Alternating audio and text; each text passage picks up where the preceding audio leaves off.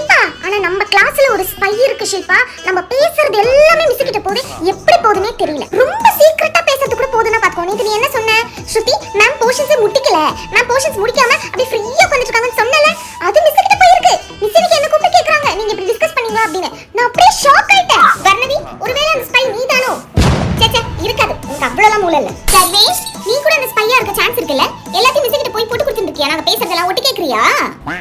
எனக்கு ஏதோ சர்வேஷும் வர்ணவி மேல தான் ரொம்ப டவுட்டா இருக்கு. அவங்க தான் ஸ்பையா இருக்கிறதுக்கு 100% சான்ஸ். இல்லனா வேற யார் பண்ணுவா சொல்லு? நம்ம மேல இவ்ளோ கோவமா இருக்கிறது யாரு? நம்ம ஒண்ணா வரது போறது, ஒண்ணா இருக்கிறது பேசுறது எதுவுமே உங்களுக்கு பிடிக்கல. நான் உன்கிட்ட பேசும்போது வர்ணவி பாத்துட்டு இருப்பா. கண்டிப்பா அவ தான் ஸ்பை தான் நினைக்கிறேன். ஆனா யார் தான் அந்த ஸ்பைன்னு இன்னமும் கண்டுபிடிக்க முடியலையேடி.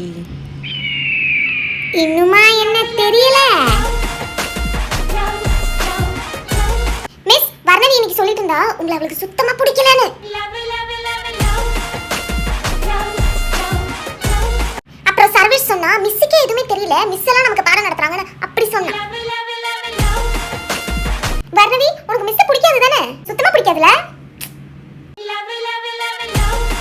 சர்வேஷ், நீ தான் படிக்கிற ஸ்டூடெண்ட் ஆச்சே. மிஸ் போர்ஷன்ஸ் எல்லாம் முடிச்சிட்டாங்களா? வந்துட்டு ஃப்ரீயா உட்கார்றாங்க. கரெக்ட்டா? கரெக்ட்